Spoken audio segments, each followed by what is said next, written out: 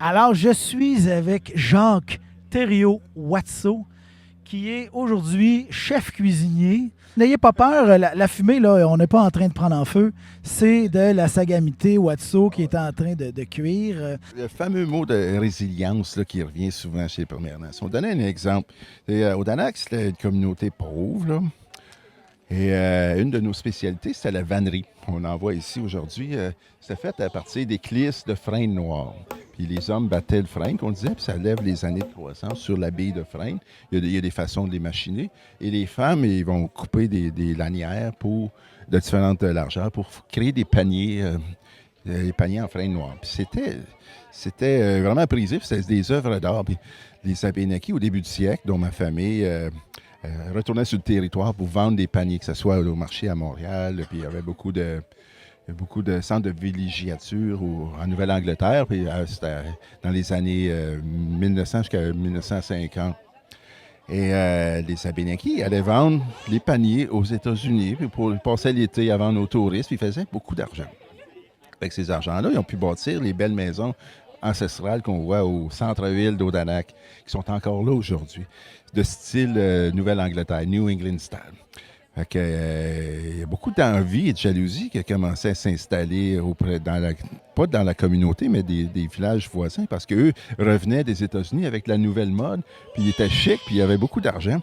Puis c'est un Indien ne devait pas être riche, ou plus que les Indiens français à l'époque de Pierreville. Donc l'agent indien qui gérait la gestion de ça, a passé un décret à Odanak que les familles Abénakis n'avaient plus le droit de vendre de paniers à l'extérieur et ils devaient tout vendre à l'agent indien. Fait qu'ils ont vendu à perte.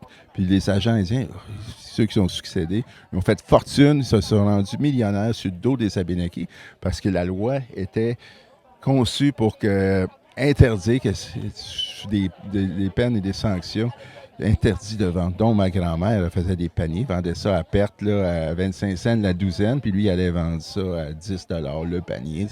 Des histoires comme ça. Fait que dans les années 50, bon, ben, la communauté est redevenue pauvre. Et à travers cette résilience-là, on a continué à faire des paniers pour maintenir ça, pour survivre, parce qu'il n'y avait rien d'autre à faire.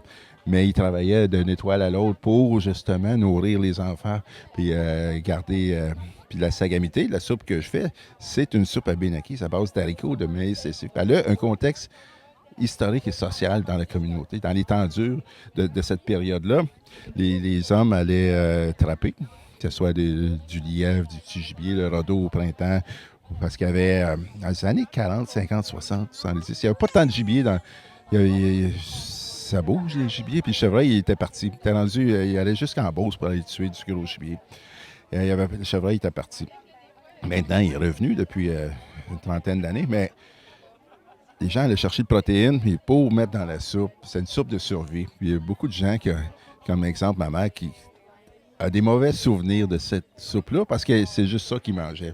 Il y avait ça puis du poisson fumé. Il dit, on mangeait ça parce que il y a un système qui nous maintenait dans la pauvreté.